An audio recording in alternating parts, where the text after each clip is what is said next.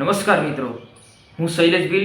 મિત્રો, તમને ખબર છે કે ડેડિયાપાડા જે પ્રાંત અધિકારીની જે બદલી થઈ ગઈ છે, જ્યારે આમ આદમી પાર્ટીની બધા જ નેતાઓ આવીને એમની જે સીસીટીવી કેમેરા લાગેલા હતા એમની અંદર જે કેદ થયેલું હતું એની જે માંગણી કરતા જે પ્રાંત અધિકારી જે મામલાદાર સાહેબ હતા એમની બદલી કરી દેવામાં આવી છે.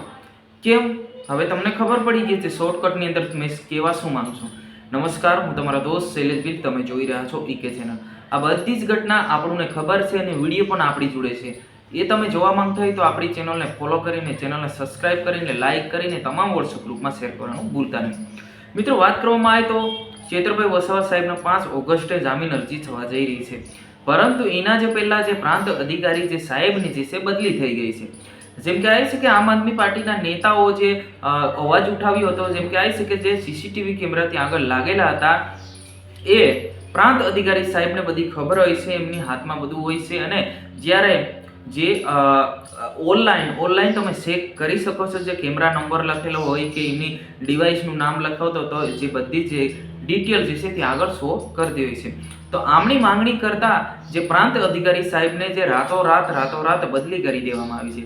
આ કોના કહેવાથી, શું કરવાથી હવે બદલી થઈ ગઈ છે, હવે તમે આવી આખી પબ્લિક જાણે છે. જ્યારે વર્ષાબેન એટલે કે ચેતરભાઈ વસાવા સાહેબની જે જ્યારે પત્નીએ કહ્યું છે કે ભાઈ આમનો મોટો હાથ છે કે સીસીટીવી કેમેરા જે વિડીયો હતા બધા ગાયબ થઈ ગયા છે, આમ ફલાણું ઢીકણું એવું ચોક્કસ કહી દીધેલું છે. મિત્રો, આ ઈકે ચેનલ કોઈ પણ પક્ષને કે કોઈ પણ માણસને કે કોઈ પણ હાનિ નથી પહોંચાડતી, કોઈની વિરુદ્ધ નથી કરાવતી. જે પણ માહિતી, જે પણ સમાચાર મળે છે એ જ સમાચાર તમારા સુધી હું પહોંચાડતો હોય છે.